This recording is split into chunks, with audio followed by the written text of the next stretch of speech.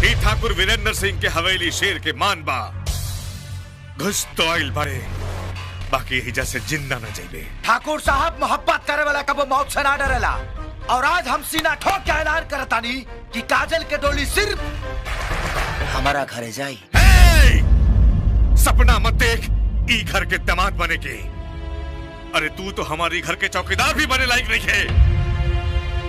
हरामजादा, काजल तो तू, काजल के जूती भी ना बिदा हो कि तुम्हारे साथ डोली पे। ससुर जी गुरूर छोड़ दो, अगर हम चाहे ना तो तोहरा आजे बेटी के फुर्र उड़ा के लेके चल,